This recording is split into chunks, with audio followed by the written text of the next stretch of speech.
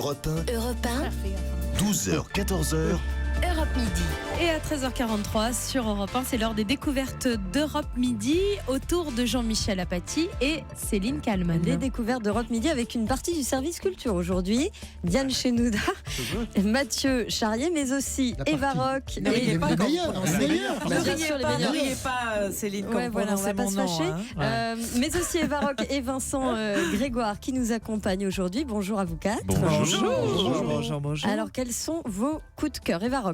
On va aller sur Gulli pour What's Up. C'est à 20h45 et c'est tous les jours. Et Diane Chenouda. Alors moi je vais vous parler du Louvre qui fait appel aux youtubeurs qui ont du succès avec leurs vidéos pour faire venir encore plus de monde au musée. Mathieu Charrier. Noir. À Noir, Vous connaissez, alors je vous Ouais, laisse c'est vrai. un jeune chanteur qui sort son premier disque. Et Et c'est c'est très très bien. joyeux. Ouais. Vincent Grégoire. Moi, je vais vous parler de jeux de société et de jeux en société. Voilà le programme. Europe Midi, Jean-Michel Apathy, Céline Kallmann. Diane Chenouda, donc vous nous parlez du Louvre qui a recruté 3 youtubers bien connus pour s'adresser d'une nouvelle manière à ses visiteurs. Exactement, Céline. Alors vous savez, le Louvre c'est le musée le plus suivi au monde sur Facebook déjà, 2 millions de fans, et le plus géocalisé sur Instagram. Mais sa chaîne sur YouTube ne décollait pas avec seulement 5000 vues, imaginez. Alors en effet, le Louvre a donné carte blanche à ces youtubeurs de talent qui ont du succès avec leurs vidéos pour renforcer son audience, évidemment, auprès des jeunes notamment, et ceux qui ne viennent pas naturellement au musée. Alors, parce qu'il faut savoir quand même que sur les 8 700 000 visiteurs par an qui viennent au Louvre, la moitié a moins de 30 ans. Donc, ils s'adressent beaucoup aux jeunes. Ces youtubeurs, le ton est ludique, décalé et surtout, ils savent vulgariser. C'est ça qui est important. Écoutez ce premier extrait. La Joconde est le tableau le plus connu au monde, ce qui la rend parfaite pour un scénariste. Pour beaucoup de gens, la Joconde n'est pas juste la Joconde. Elle incarne le concept même de peinture. D'où son omniprésence dans les films. C'est tarte à la crème, mais bordel, ça fonctionne. Voilà, alors là, Oui, c'est une vidéo sur la peinture au cinéma. Lui, à part dire des gros mots, Oui. il n'a pas beaucoup fait avancer le schmilblick. C'est qui Hein. C'est- Moi, je c'est- fais pareil des fois. Non, mais là, c'est un extrait. Ouais, Il faut d'accord. voir la vidéo en entier, hein, Jean-Michel. Ouais, d'accord. C'est réalisé par le Fossoyeur de films, c'est son pseudo, ils ont des noms bizarres sur YouTube. Alors il a fait une autre vidéo sur le Louvre au cinéma où on apprend qu'il y a plus de 100 tournages par an au Louvre. C'est là qu'a été tourné évidemment le Da Vinci Code, Belphégor, etc. Oui, c'est énorme. On apprend aussi dans cette vidéo, le Louvre au cinéma, que je vous apprends des choses, hein, Jean-Michel. Vous êtes là pour Fred ça en même temps. Astaire et Audrey D'ailleurs, chaque fois Hepburn. que vous êtes là, je viens. Merci, c'est bien. Il se passe quelque chose là. On va vous laisser. Bon, bah, demain. Alors donc, vous irez danser au Louvre avec moi, alors Jean-Michel, comme Fred Astaire, Audrey Hepburn, sur le grand escalier. Voilà. Alors un autre youtubeur va raconter l'histoire du Louvre, Nota Bene, c'est son nom, toujours sur ce ton complètement décalé, décontracté et très simple, il faut dire. Bonjour à tous. Avant de vous parler d'histoire, je suis sûr que vous avez tous une question en tête. Qu'est-ce que c'est que ce truc derrière moi? Non? Mais si je vous disais que le musée du Louvre n'a pas toujours été un musée? Si je vous disais qu'à la base c'était un château fort qui a été construit sur Paris pour protéger la ville des envahisseurs? Je sens que j'ai votre attention là. Allez, on y va. Voilà, mais la vidéo qui a le plus d'audience, c'est celle réalisée par Axolot, c'est son pseudo évidemment, sur les chefs-d'œuvre, mais méconnus du Louvre. Ce qui frappe avec cette Marie-Madeleine, c'est sa grande beauté, mais c'est surtout sa chevelure qui impressionne. Une longue cascade dorée qui ondule jusqu'à mi-cuisse et qui cache partiellement sa nudité. Une superbe sculpture de Marie-Madeleine, à la fois gothique et renaissance. Les vidéos ont en tout dépassé le million de vues, donc c'est quand même un beau succès. Et alors le plus intéressant quand même, ce sont les commentaires des internautes. Alors ceux qui n'ont jamais mis les pieds au Louvre, veulent y aller. Les habitués qui y sont déjà allés, veulent y retourner pour découvrir justement d'autres facettes du musée qui sont ici dévoilées dans ces vidéos. C'est ça qui est intéressant. Allez-y, jetez un œil, tendez une oreille, ça vaut le détour. D'autres vidéos sur le Louvre vont fleurir sur YouTube d'ici l'été. Notamment, on saura comment le Louvre a inspiré, par exemple, les écrivains. Voilà. Et voilà. Merci beaucoup. Différentes facettes du Merci Louvre, Diane oui. Chenouda. Et voilà. Vincent Grégoire, avec vous, une nouvelle tendance. On range nos smartphones, nos iPads et on va jouer aux jeux de société, c'est ça? On les met un peu de côté pour justement retrouver du lien social, retrouver cette convivialité, cet esprit de partage. Alors, c'est pas extrêmement nouveau, mais ça se confirme et ça s'amplifie.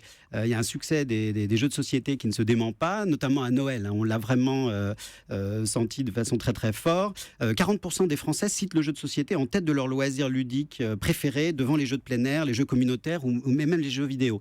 Donc il y a un besoin de se retrouver ensemble, de se filer des défis, des challenges. Les ventes sont tout le temps en augmentation depuis quelques années, de près 5% par an, donc c'est quand même pas n'importe quoi. Donc c'est le succès des jeux de plateau, des jeux de table. Alors ce sont aussi tout le succès de ces jeux très classiques, les Monopoly, le Scrabble, les Trivial Pursuit, le Cluedo, bien sûr. Le meilleur. Et alors, on joue en famille. C'est bien la bonne paye. La bonne paye. Justement, voilà. C'est pour ça que j'aime bien. Moi, j'adore le Monopoly. J'en suis resté au Monopoly. Les petits chevaux, les jeux de loi. Alors, les dames. Ils pourraient être considérés comme ringards. Ben non, justement, ils vous font un retour assez spectaculaire. Parce qu'ils font des très beaux jeux maintenant. Alors, il est très beaux plateaux. Il y a des designers qui se sont intéressés aux produits. Il y a aussi des marques de luxe. C'est très très étonnant. Toutes les plus grandes marques de luxe nous ont sorti ces derniers 6 mois de très beaux coffrets avec des accessoires en cristal, en cuir. C'est aussi très étonnant que la façon dont on le retrouve, cette envie de jouer dans les bars, dans les restaurants, et de renouer aussi avec des identifiants culturels. Exemple, les échecs en Russie, la Wallet en Afrique, les jeux de Go en Chine, les jeux de Kono en Corée. Donc d'aller retrouver des gens qu'on ne connaît pas forcément et de s'imposer comme ça des défis. Souvent, ces bars, ces restaurants, c'est un peu comme des speakeasy, comme des clandés, comme des bars clandestins où on va venir flirter un peu avec l'interdit, le mystérieux. Et les clandés. L'interdit. Oui, mais justement, c'est... Vous exagérez un peu. Au prix de l'immobilier aujourd'hui. C'est l'idée de remettre... vu sous l'angle économique, d'accord. Je retire ce que l'idée de remettre un peu ce goût de l'effort, ce goût de la fantaisie, du mystère autour de cette notion de jeu. C'est aussi de plus en plus tendance de finir un dîner ou un apéro dînatoire par une partie de Scrabble. Ça met vraiment une ambiance très étonnante. Donc jeu de société, jeu en société. Et puis aussi, on le voit de plus en plus dans la ville. Je crois veut dire quelque chose. Non, mais le Scrabble a pris une soirée arrosée. On a le droit d'inventer des mots. On peut inventer des j'espère. mots. Puis l'orthographe, on s'en moque un peu à partir d'un certain moment. C'est pas très grave.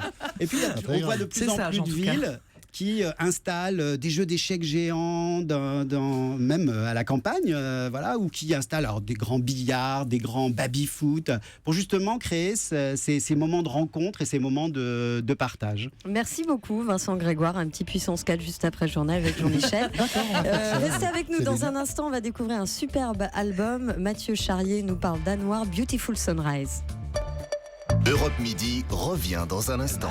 Et à 13h54 sur Europe 1, c'est la suite des découvertes d'Europe Midi avec Jean-Michel Apathy et Céline Kallmann, avec de la musique et votre soirée télé au programme. Oui, avant de savoir ce qu'on va regarder ce soir avec Eva Rock, tout de suite, Mathieu Charrier, vous nous faites découvrir un petit bijou. Et oui, Anouar, Beautiful Sunrise, c'est son premier album et on commence avec un extrait. And he's gone on his road to Babylon. Yes, he's gone.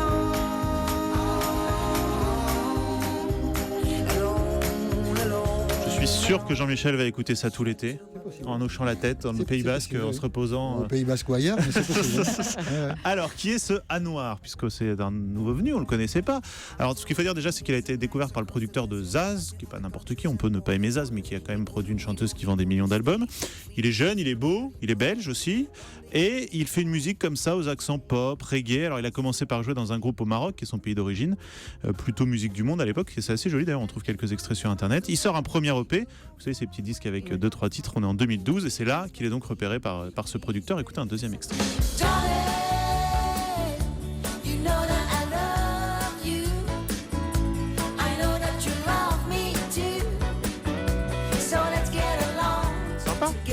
Ah, c'est bien les artistes qui articulent quand ils chantent.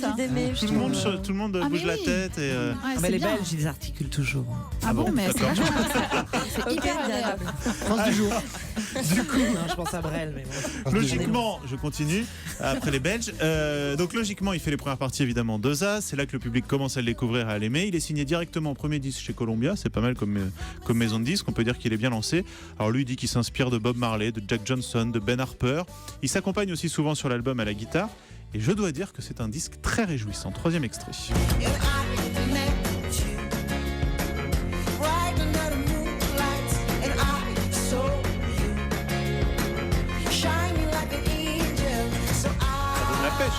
On a envie de danser Très dessus. bien. Il paraît aussi qu'il est lumineux sur scène. Alors j'ai pas encore eu la chance de le voir, mais il commence à faire des petites tournées. Je pense qu'il faut aller le voir. Donc vraiment voilà, moi j'ai l'impression qu'il y a un artiste comme ça qui est en train de naître, qu'on va en entendre parler. Anouar, Beautiful Sunrise. Et comme j'ai encore un peu de temps, on met un dernier extrait. Life is beautiful.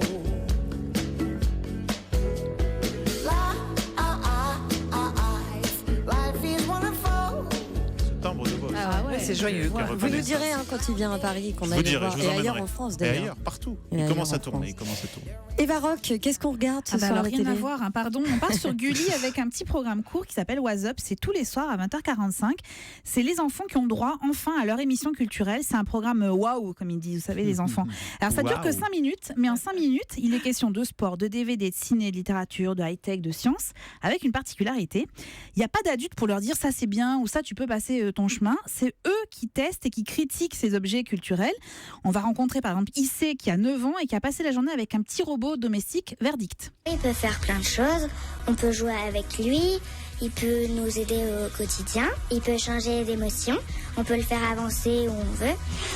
Alors elle a l'air très très contente, Issé. On va quand même lui demander si ce robot pourrait pas avoir quelques améliorations et réponse. On pourrait lui rajouter des bras pour nous aider à ranger la chambre par exemple, ça serait bien. C'est pas Et idiot. voilà, C'est pas idiot. c'est pas idiot, hein, c'est pas idiot. Alors c'est un programme qui est sans prétention, si ce n'est celle de rendre quand même les enfants curieux et de développer leur sens critique, ce qui me semble vraiment très bien aujourd'hui à la télévision. Et ça marche, même si parfois ils sont un peu timides quand même à l'idée d'exprimer un avis négatif. On sent qu'il faut leur tirer les verres du nez. Mais c'est un moyen surtout de leur donner envie de lire, de regarder un film, de tenter une nouvelle activité sportive. Et puis surtout un privilège pour eux parce qu'ils se retrouvent quand même à interviewer des artistes, à aller à des avant-premières de films par Un peu exemple. comme vous là. Génial. tous. Exactement, c'est des petits, non, mais c'est ça, c'est des petits reporters en herbe. Et puis il y a toujours un petit plus, l'idée est de promouvoir la langue française. Et donc il y a quelques jours, pour la journée de la langue française, on a pu entendre ce petit garçon. Je m'appelle Thomas, j'ai 6 ans 3 quarts. Un petit cochon prend un baluchon, il va au marché, il achète du blé et il revient chez lui tout ragourdi. Ah oui. Tout ragourdi. C'est top, et c'est de qui?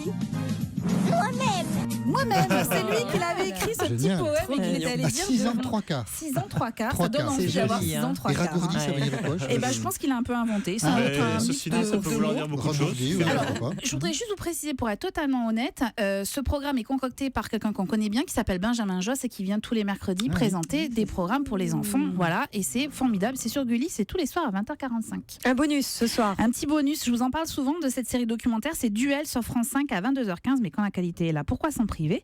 Et ce soir, c'est le portrait croisé de deux grands auteurs américains, Hemingway et Fitzgerald. Alors, il est question de leur métier, de leur existence de sexe aussi, de leur amitié et parfois aussi des reproches qu'ils ont pu se faire. C'est extrêmement bien écrit, donc ça fait vraiment du bien aux oreilles et aux yeux, et on replonge avec délice dans la période de l'entre-deux-guerres. Je ne peux que vous recommander. Duel donc ce soir à 22h15 sur France 5. Et Europe Midi s'arrête là, mais recommencera demain à midi. Je vous remercie, Céline Kalman, Mais de merci nous à vous, avoir. Jean-Michel.